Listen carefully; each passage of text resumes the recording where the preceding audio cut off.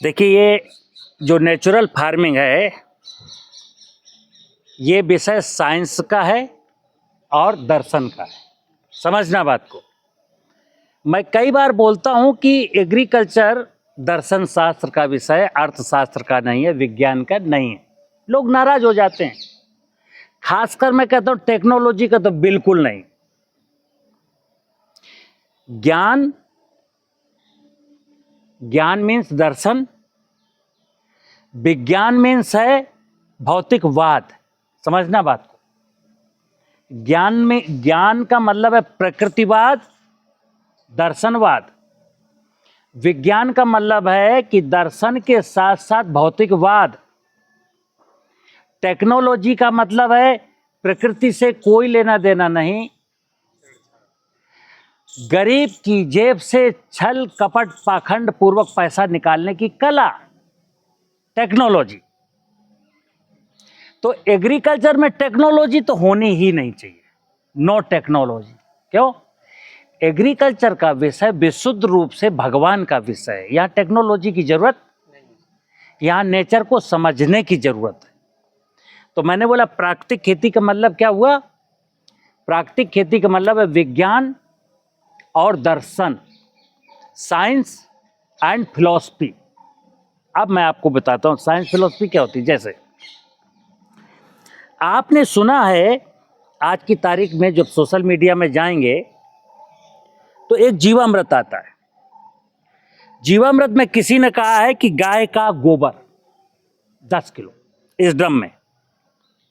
क्या करेगा गाय का गोबर? और वो भी समझना बात को, 72 घंटे में जीवामृत बन जाएगा। बरगद के पेड़ के नीचे की मिट्टी, 1 किलोग्राम बेसन। जरा ठीक से समझना, माइक्रो ऑर्गेनिज्म नंबर 1। बरगद जहां से मिट्टी लाए, वो क्या पता वहां माइक्रोब्स थे कि नहीं थे, पहला इशू। क्योंकि मैंने बोला कि 10 लीटर यूरिन, 10 लीटर 10 किलो गोबर, 1 किलो बेसन, 1 किलो गुड़, 200 लीटर पानी, 250 ग्राम बरगद के पेड़ के नीचे की मिट्टी, यही रटाया है ना। तो किसान गया, पानी भर दिया, 10 लीटर कहीं से काऊ यूरिन ले आया, 10 किलो गोबर ले आया, फिर 1 किलो बेसन डाल दिया, 1 किलो गुड़ डाल दिया और 250 ग्राम मिट्टी ले आया दौड़ के। कहाँ से? बरगद। किस बरगद के? महीना कौन सा था? अप्रैल का। बरगद के पेड़ के नीचे मिट्टी नहीं थी, धूल थी। बटोल लाया बेचारा, क्योंकि उसको अभी ढंग से बताया नहीं गया, और डाल दिया और डंडे से हिला रहा था। 72 घंटे में बन गया। बोले पानी के साथ बहा दो, बहा दिया। अब एक चीज बताओ, बेसन क्यों डाला था, गोबर क्यों डाला था?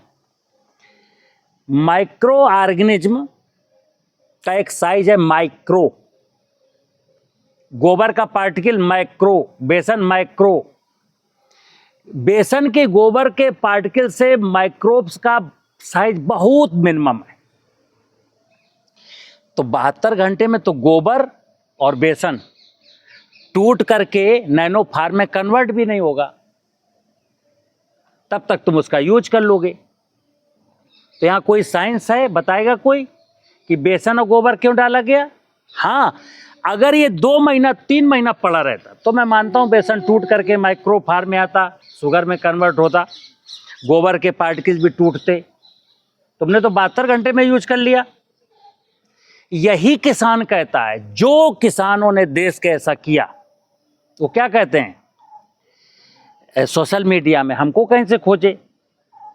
बोले सचान साहब आपका टेक्निक बहुत अच्छा। हमने कहा कैसे? बोले मैंने देखा, मैं समझ गया। हमने कहा अभी कौन सा टेक्निक अपना रहे थे? बोले वो गोबर गौमूत्र वाली। हमने कहा कुछ मिला? बोले कुछ नहीं मिला, परिवार में झगड़ा और हो गया, भाई से बाप से झगड़ा हो गया। क्यों? मैंने कहा मुझे नेचुरल फार्मिंग करनी है। उसने कहा मत कर भाई, बर्बाद हो जाएगा। मैंने कहा करनी है तो बोले तो अपनी जमीन अलग कर ले, कर। बोले सचान साहब मैंने बंटवारा कर लिया और मैं करके देखा तो मैं तो घाटे में हो गया। एक्चुअली क्या है, नेचुरल फार्मिंग में जैसे कोई आज कहता है, और ये फिर बता दूं, ये गोबर गौमूत्र वाले क्या कहते हैं, 1 एकड़ में करके देखो। क्यों? और जब कोई कहता है कि नहीं साहब हम नहीं करें, तो अपने लिए करो।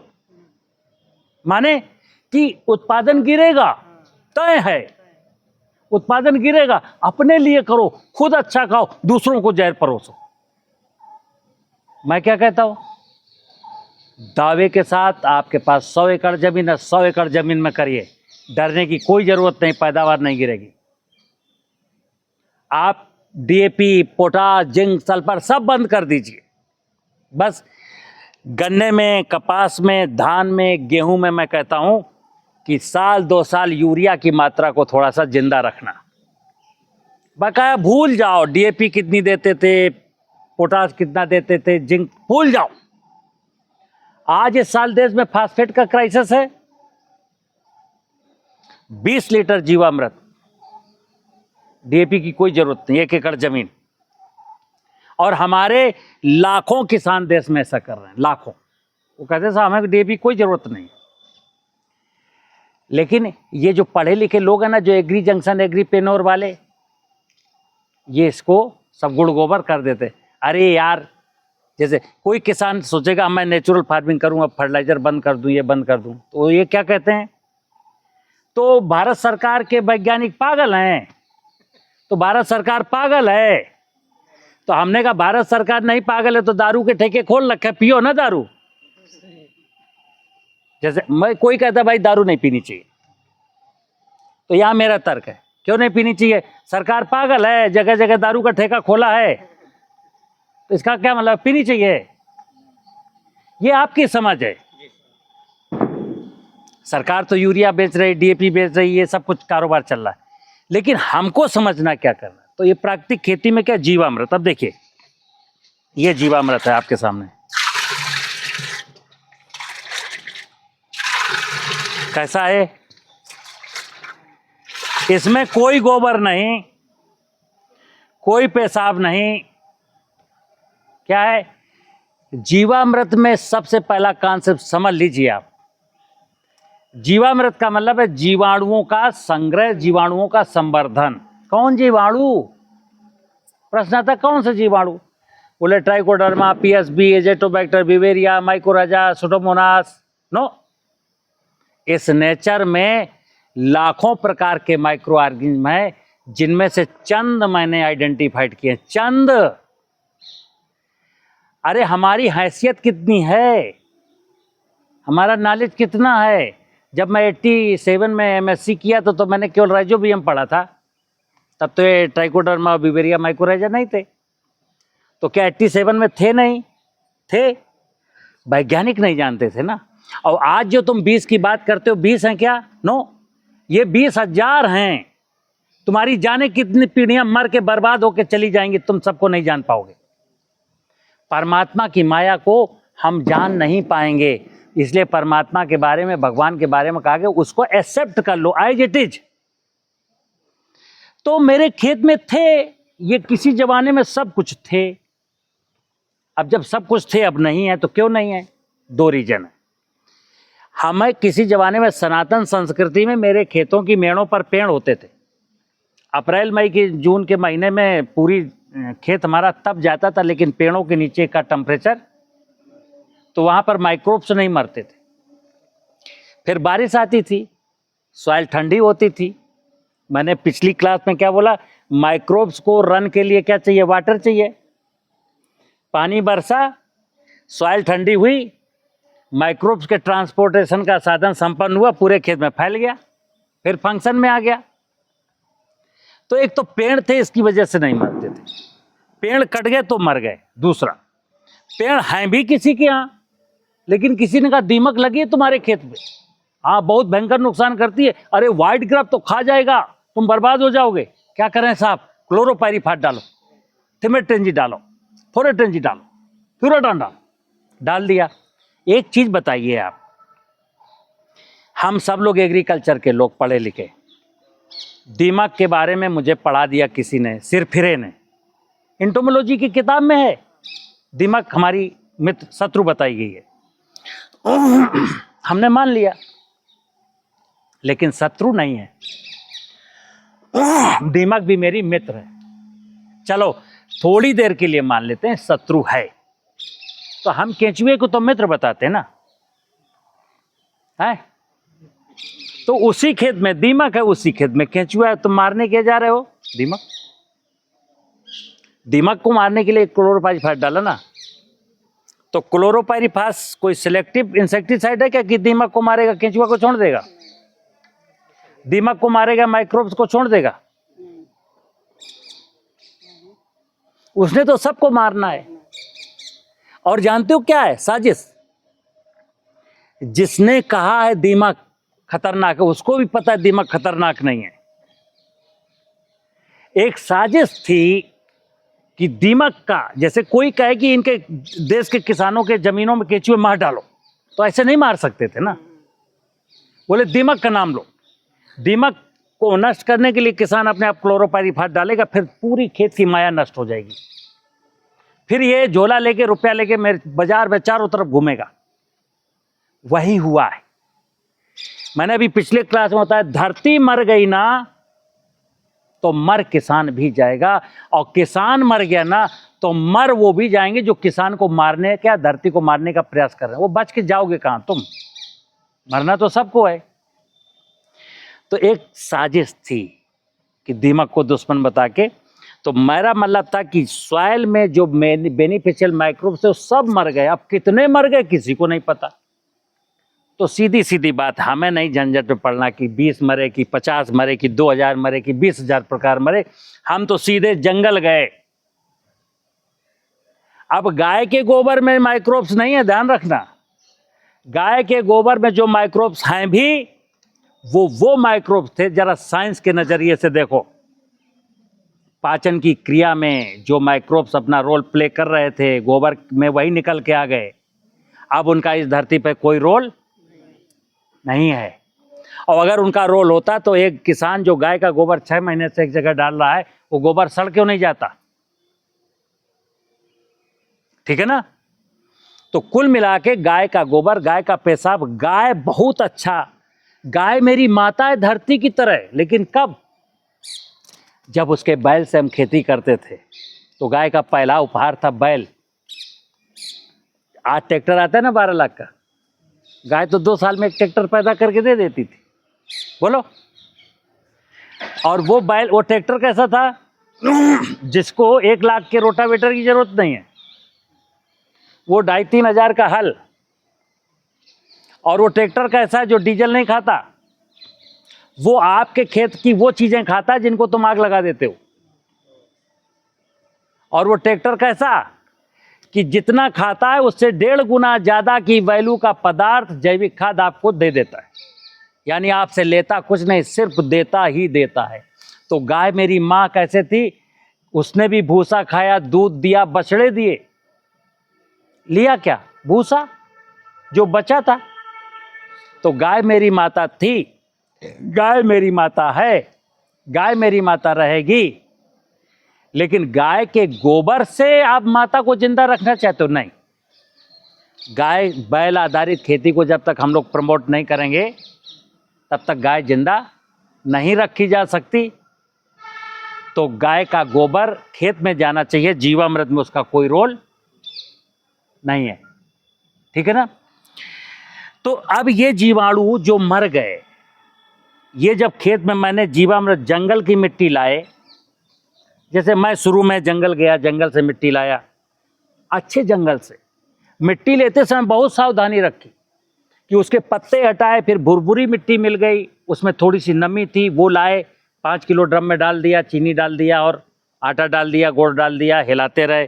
फिर कुछ मुझको कलर ऐसे से, हम पहले बरतवा जानते ही नहीं थे कि इसका कलर आना कैसे चाहिए, धीरे धीरे सीख गए। और ये जब किसानों ने यूज किया तो चमत्कारिक परिणाम। अब सुनना, किसान कहता साहब पहले मैं मटर का भूसा जब गाय को खिलाता था तो राशन मतलब दाना ज़्यादा देना पड़ता था। जिस किसान ने ये जीवामृत डाल के मटर बोई और गेहूं में यूरिया डीएपी डाल के बोया, तो वो क्या, उसके क्या परिणाम, क्या कहता हमको कि सचान साहब अब गेहूं के भूसे से ज़्यादा हमारे पशु मटर के भूसे को लाइक करते हैं। क्यों? यहाँ पर केमिकल बंद हुए, माँ का हेल्थ, धरती माता का हेल्थ सुधर गया। जब माँ का हेल्थ सुधर गया तो माँ ने जो दूध पिलाया पौधे को, उसमें पोषण आ गया, स्वाद आ गया, वो स्वाद मैंने भी फील किया और पशु ने भी फील किया। तो सिंगल माइक्रोब्स कुछ भी करने की स्थिति में नहीं है, लेकिन माइक्रोब्स का जो कंसोर्सिया है, बिग कंसोर्सिया, जो जंगल में मिलेगा, जैसे इस चक्कर में मत रहना कि ट्राइकोडर्मा बिवेरिया माइकोराइजा ये कुछ होते हैं, नथिंग, कुछ नहीं होते। ये जब बृहद कंसोर्सिया होता है ना, जंगल का कंसोर्सिया, जितने जीव होने चाहिए उतने जीव, तब जाकर के जीवामृत काम करता है। क्योंकि ये सब एक दूसरे से कोरिलेटेड है, सब एक दूसरे से कोरिलेटेड होते हैं माइक्रोब्स। तो ये जंगल की मिट्टी के जीवाणु लाए, 5 किलो मिट्टी डाली, इसको 200 लीटर पानी भर दिया, 5 किलो आटा डाल दिया, 5 किलो गुड़ डाल दिया, हिलाते रहे। 15 दिन के बाद फिर 3 किलो गुड़ 3 किलो आटा दिया, फिर 10वें दिन के बाद 2 किलो गुड़ 2 किलो आटा दिया। फिर ऐसे करके 2 महीने 2.5 महीने बन जाता है। अब आज की तारीख में क्या हो रहा है, किसान मुझसे पूछता है, सचान साहब यूट्यूब में वीडियो में आपका देखा था जीवामृत, हम भी बनाना है, तो कैसे बनाएं? हमने कहा फसल कब बोनी है? बोला साहब हम 10 दिसंबर को गेहूँ बोएंगे।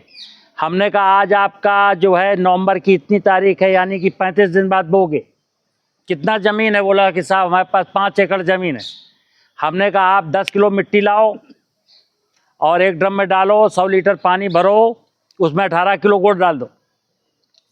अब चूंकि वो वीडियो मेरी पहले सुन चुका, तो क्या कहता है,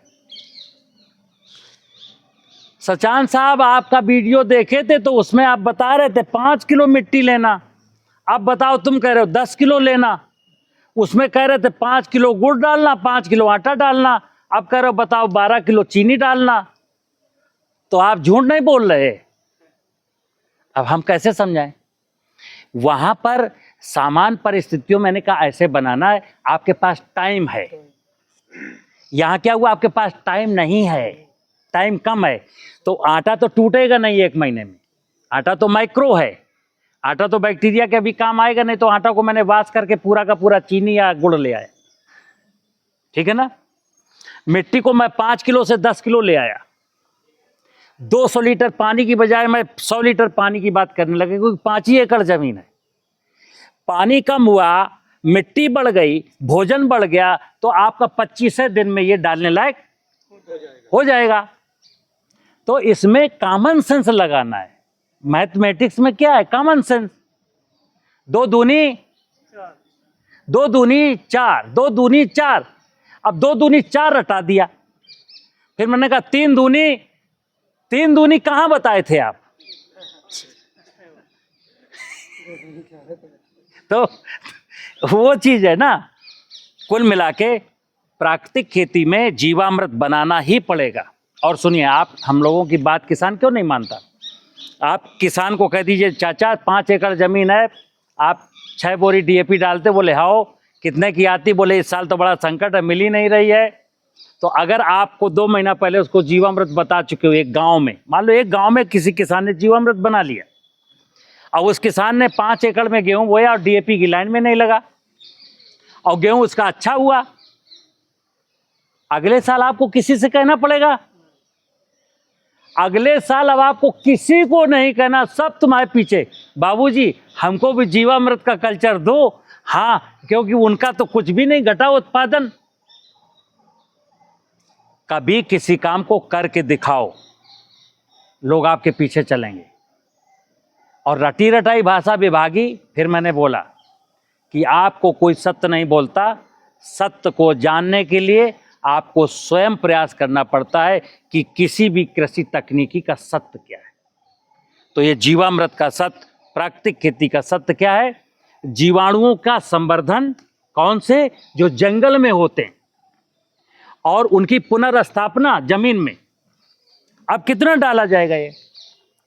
ये 20 लीटर। जैसे पुरानी वाली विधि में क्या था, पहले बनाओ, फिर पहला पानी लगाना, ड्रम को खेत ले जाना, फिर उसको पानी की नाली से बहाना, फिर आना ड्रम ले आना, फिर इसको बनाना, दूसरी सिंचाई में फिर ले जाना, फिर बहाना, फिर ले आना, फिर तीसरी सिंचाई। यानी कि 1 एकड़ जमीन में 200 लीटर 200 लीटर 200 लीटर 3 बार। मैं क्या कह रहा हूं, 200 लीटर का ड्रम 10 एकड़ जमीन के लिए पर्याप्त है, केवल 1 बार। ये ड्रम घर में रखा है किसान के, यहाँ से 20 लीटर ले गया, अगर लिक्विड भरे हुए पानी में डालना चाहता है, बारिश में डालना चाहता है तो लिक्विड फेंक दे। अगर रबी में वोट आ गई है पलेवा के बाद उसने डालना, तो इसको 20 लीटर को 1 कुंटल सड़ी हुई सूखी हुई गोबर की खाद में मिलाएगा, फिर बिखेरेगा, फिर जुताई कर देगा। यानी अगर खेत में पानी भरा है तो जीवामृत डालेगा, खेत में पानी नहीं भरा है, नमी है, तो घन जीवामृत बना के डालेगा। हो गया ना। एक बार 20 लीटर, अब ना पहली सिंचाई, ना दूसरी सिंचाई, ना चौथी सिंचाई। और दावे के साथ अगर दलहनी तिलहनी फसल है तो भूल जाए कोई फर्टिलाइजर देना। लेकिन गेहूं की फसल है तो पहली साल, दूसरी साल, तीसरी साल नाइट्रोजन जिंदा रखनी है। क्यों? क्योंकि नाइट्रोजन मन की तरह चंचल है। जो यूरिया यहाँ डाली जाती है वो पानी के द्वारा लीच होकर नीचे जाती है और सूखी दशा में इवेपोरेट होके एटमॉस्फेयर में चली जाती है। लेकिन फास्फेट को पढ़ा है ना आपने, फास्फेटिक फर्टिलाइजर की जितनी मात्रा मैं सॉइल में डालता हूँ 25% मैक्सिमम क्रॉप यूज करती है, 75% अघुलनशील अवस्था में बदल जाती है। आप कल्पना करना, एक किसान बेचारा जो गेहूं बो रहा है पिछले 10 साल से, जानते हो, और धान भी बो रहा है, तो एक बोरी धान में, 1 बोरी गेहूं में 1 कुंटल डाला, 10 साल से 10 कुंटल गई, 2.5 कुंटल यूज हुई। उस बेचारे के खेत में 7.5 कुंटल DAP अभी रखी अनसोल्यूबल में। भले आदमी कुत्तों शर्म करो, अगर साइंस के पढ़े लिखे हो तो उसको क्यों मोटिवेट कर रहे हो DAP डालो, DAP डालो? कुत्तों शर्म करो, उसको जो अनसोल्यूबल फार्म है उसको सोल्यूबल बनाने के लिए कुछ काम करो, ठीक है ना। ये जीवामृत सोल्यूबल बना देता है उसको। जैसे मैं इतनी दमदारी के साथ बोलता हूं, no DAP, no potash, no zinc, no sulphur, और गुंडागर्दी के साथ बोल रहा हूं, और लोग इसको स्वीकार कर रहे हैं और आगे बढ़ रहे हैं। लेकिन हाँ, ईमानदारी के साथ यूरिया डालनी है, क्योंकि यूरिया नहीं है। यूरिया कब आएगी खेत में? वहां मैंने बताया ना उस क्लास में, जब तक सॉइल में ऑर्गेनिक कार्बन की मात्रा आप नहीं बढ़ा देंगे। यूरिया मन की तरह चंचल है। जो यूरिया के रूप में नाइट्रोजन है वो तो या तो लीच होकर जाएगी या उड़ जाएगी, लेकिन कार्बनिक पदार्थ में जो नाइट्रोजन है वो ना लीच हो सकती है ना उससे। देखा, उस कार्बनिक पदार्थ में ओनली 10% हर साल रिलीज होगा। शेष वहीं जो माल जीवांश में नहीं कन्वर्ट होगा उसका माल वहीं सुरक्षित है। जो जीवांश में कन्वर्ट होगा केवल वो क्रॉप लेगी, ठीक है ना। तो मुझे उम्मीद है ये कहानी आपको समझ में आई। किसी का कोई प्रश्न? यहां यस, जब इसको स्टार्टिंग में बनाएंगे तो इसको छाया में ही रखेंगे, क्योंकि स्टार्टिंग में 200 लीटर पानी है और माइक्रोब्स की संख्या हमने 5 लीटर लिक्विड डाला मान लो, तो ये पानी हीट होगा। अप्रैल मई जून के महीने पानी हीट होगा और वो बैक्टीरिया को किल कर देगा। ये यहां धूप में इसलिए रखा है कि ये सैचुरेट है, इसमें 10 की पावर 8 के आसपास संख्या है। ये बफरिंग का काम करता है। इसको आप जून के महीने में आओगे ना, ड्रम में ऐसे हाथ रखोगे तो ठंडा मिलेगा। यानी कि तड़कती धूप में जब 49 डिग्री सेंटीग्रेड टेम्परेचर है यहां धूप में, उस समय इस ड्रम में हाथ रखोगे तो आपको ये 35 डिग्री, आप इसमें थर्मामीटर डाल के देखोगे तो 35 डिग्री सेंटीग्रेड। कब? 22 जून को दिन को 2 बजे तपती हुई दोपहरी में इसमें थर्मामीटर डालोगे तो समझिए बात को। ग्लोबल वार्मिंग क्या है? ग्लोबल वार्मिंग का जो तमाशा है क्या? कुछ नहीं, नथिंग। सॉइल के माइक्रोब्स का खत्म हो जाना, जंगल का कट जाना, सरफेस वाटर का कम हो जाना। सूरज की ऊष्मा को कौन एब्जॉर्ब करेगा? फॉरेस्ट एरिया, वाटर या सॉइल के माइक्रो ऑर्गेनिज्म। तो सॉइल में जब बेनिफिशियल माइक्रोब्स रिच क्वांटिटी में होंगे तो बफरिंग का काम करते हैं। जैसे आज के 40-50 साल पहले हम लोग नंगे पैर खूब खेल लेते थे जून मई के महीने में, वो खेलते थे ना तो पैर किसी का जलता था, गर्मी लगती थी लेकिन जलता वलता नहीं था, क्योंकि बफरिंग थी वहां पर। आज जरा खड़े होकर देखो 5 मिनट, तो जो ग्लोबल वार्मिंग है नथिंग। ग्लोबल वार्मिंग को ठीक करने का एक उपाय है सरफेस वाटर को बढ़ाया जाए, यानी जलाशय बढ़ाए जाए, जंगल लगाए जाए और इसके माइक्रोब्स को जमीन में ठीक कर दिया जाए। अभी ग्लोबल वार्मिंग शांत हो जाएगी। कोई सूरज ने तीसरी आंख को थोड़ी खोली है, क्यों? तो इसलिए धूप में रखा है, क्योंकि इसमें बैक्टीरिया सैचुरेट, अगर थोड़ी क्वांटिटी में होते तो मरने का चांस होता। और किसी का कोई प्रश्न? कोई प्रश्न बोलो। कितने दिन में हो जाता? फिर देखो, बैक्टीरिया के बारे में कहा गया कि कोई माइक्रोब्स की सेल डिवीजन 4 घंटे में, किसी की 12 घंटे में, किसी की 24 घंटे में, किसी की 42 घंटे में। किसी को एग्जैक्टली किसी को नहीं पता। इसमें सैकड़ों प्रकार के माइक्रोब्स हैं। कौन सा बैक्टीरिया, कौन सा फंगस कितनी देर में मल्टीप्लाई होता है, बेसिकली किसी ने देखा नहीं है। एक हाइपोथेटिकली कहते हैं कि 8 से 10 घंटे में ये सेल डिवीजन हो जाता है। तो मैं मानता हूं कि दिन में 2 बार मल्टीप्लाई होता है। अब अगर ये बैक्टीरिया मान लो 1 लीटर है, 1 लीटर विशुद्ध बैक्टीरिया ये, तो पानी कितना है? 200 लीटर। तो डिपेंड करेगा भोजन की फीडिंग और बैक्टीरिया की क्वांटिटी की, इतना कैसे होगा। तो ये मानते हैं कि दिन में 2 बार डिवाइड हुआ, तो 1 का 2, अगले दिन 8, फिर अगले दिन 16, फिर अगले दिन 32। ऐसे करते करते चले आएंगे तो भोजन सही है तो मैं समझता हूं कि 2 महीने में सैचुरेट हो जाता है। अब एग्जैक्ट बात जो है, एग्जैक्ट किसी को नहीं पता, क्योंकि है क्या कि इसमें बहुत उतार चढ़ाव आते रहेंगे, हम नहीं देख पाएंगे ना नंगी आंखों से। अच्छा, कुछ जरूरी है बैक्टीरिया, जैसे आप रूठ गए घर में मम्मी से, तो आपने आज खाना नहीं खाया, तो क्या होगा? नहीं, खूब रूठ जाते हैं। केंचुआ डोरमेंट पीरियड, केंचुआ के बारे में कहा गया कि अपने वजन के बराबर खाना खाता है। जैसे बर्मी कंपोस्ट में पढ़े हो ना, केंचुआ 45 दिन में बर्मी कंपोस्ट बना देता है, पढ़े हो ना? कि चूतिया ने कहा 45 दिन में बना देता है। यहाँ तो ये पता ही नहीं बर्म कितने थे, गोबर कितना था। 1 कुंटल गोबर है, तो तुम 250 ग्राम केंचुआ डाले हो, और कह रहा 45 दिन में बना देता है, तो नॉनसेंस हुआ ना। नंबर आप केंचुआ कितने और क्वांटिटी गोबर की कितनी, उस पर निर्णय करेगा ना। तो उसी प्रकार के टेक्निकल प्रश्न है कि हमको खुद इंडिविजुअल किसान जब पूछ रहा है तो उससे आप क्या बताएंगे, उस हिसाब से बात करेंगे। एक जनरल बात अलग होती है, इंडिविजुअल बात अलग होती है। नमस्कार।